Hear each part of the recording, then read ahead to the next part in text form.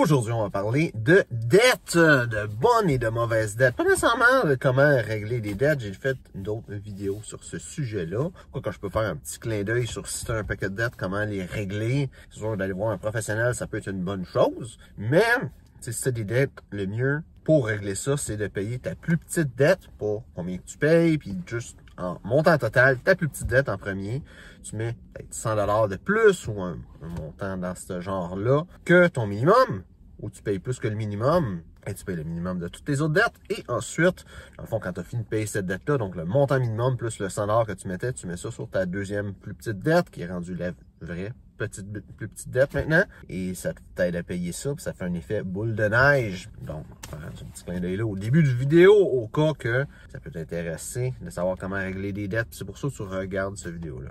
Donc, aujourd'hui, le vrai sujet du vidéo, c'est une bonne dette, c'est quoi? Et il y a beaucoup de monde qui vont dire qu'il y a une différence entre une bonne et une mauvaise dette, et c'est vrai qu'il y a une différence entre une bonne et une mauvaise dette. Si tu es en affaires, tu as quelque chose qui s'appelle vraiment une bonne dette. Et l'affaire, c'est qu'il y a un genre d'entre-deux nébuleux de qu'est-ce qui est une bonne dette, qu'est-ce qui n'est pas une bonne dette, que dans ce petit gap-là, tu as des mauvaises dettes, que le monde pense que c'est des bonnes dettes. C'est pour ça que c'est important de savoir c'est quoi, pour vrai, une bonne dette. Donc, une mauvaise dette, c'est quand même assez facile à comprendre. C'est une dette, tu achètes quelque chose à crédit, puis là, il faut que tu payes cette chose-là. Des fois, tu n'as pas nécessairement le choix parce que tu vas acheter quelque chose qui est très cher et que tu en as besoin.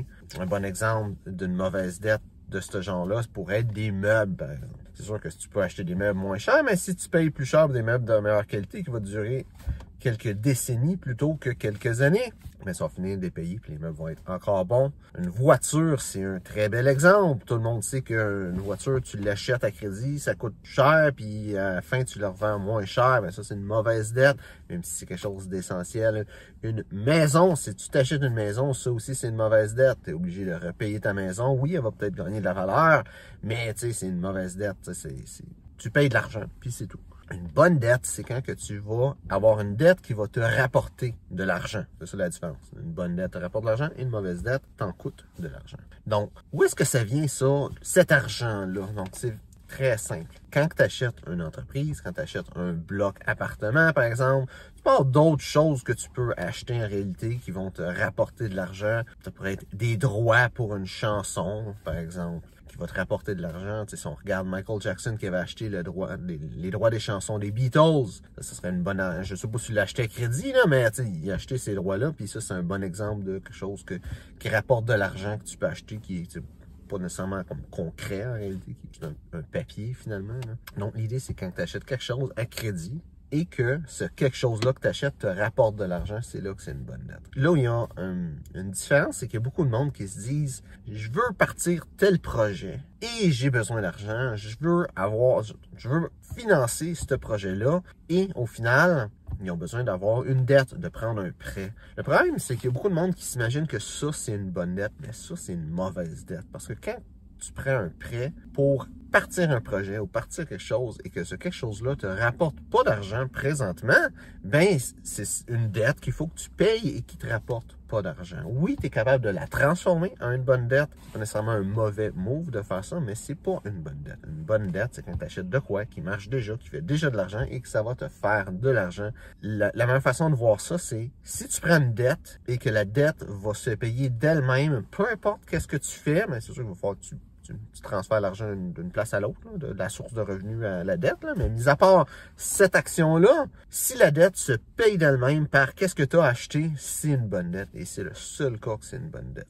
Donc, si tu veux démarrer une entreprise, prendre peut-être 50 000 $ de prêt, c'est une mauvaise dette. C'est peut-être pas un mauvais mot. Peut-être que tu as fait ton étude de marché, tu sais que ça va marcher, tu es sûr que ça va marcher. Ça marche partout ailleurs, puis il l'a pas nulle part, cette chose-là, où ce que tu veux partir, cette entreprise-là. Peut-être. Peut-être que c'est un bon move, peut-être que c'est une bonne idée, mais c'est pas nécessairement une bonne dette. Un autre point où est-ce qu'une dette va être une mauvaise dette camouflée en bonne dette, c'est il y a souvent du monde qui vont avoir ce deal-là de vendre un condo locatif. Donc, ils fournissent le condo, que ce condo-là, il y a un locataire dedans et tout ce que tu as à faire, dans le fond, c'est de ramasser l'argent, gérer, Tu sais, prendre un prêt, évidemment, là, mais tu vas avoir besoin de gérer ça par après, ou même des fois, c'est eux autres qui vont le gérer parce qu'ils vont gérer le condo locatif, mais c'est toi qui vas acheter ce condo-là. Ça va t'appartenir.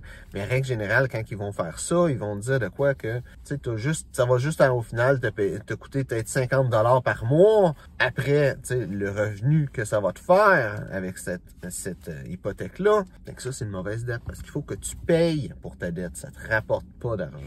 Et il y a plusieurs choses comme ça que ça peut être une mauvaise dette. Ça, c'est juste des exemples. Dans une formation, par exemple, qui dit de prendre une dette pour aller faire une formation, que cette formation-là va te ramener plein d'argent. C'est une mauvaise dette. Un exemple de tout ça, c'est l'université. L'université qui te font prendre une immense dette qu'il faut que tu payes par la suite, mais qu'au final, la dette en tant que telle se paye pas d'elle-même. Oui, si tu veux, mettons, devenir docteur, tu es obligé d'aller à l'université, tu es obligé de faire ça. C'est une dette qui va être essentielle, hein? Mais ça va pas être une bonne dette. Sur la définition de c'est quoi une bonne dette. Alors, ce principe-là de bonne et de mauvaise dette, c'est surtout bon si, dans tes objectifs, tu veux devenir riche. Donc, si tu veux devenir riche, c'est important de savoir c'est quoi une bonne dette parce que le plus que tu accumules de bonnes dettes, le plus que tu vas t'enrichir, le plus que tu vas augmenter tes revenus. À l'opposé, si tu prends des mauvaises dettes en t'imaginant que c'est des bonnes dettes, tu vas réduire ton revenu et donc tu vas t'appauvrir au final.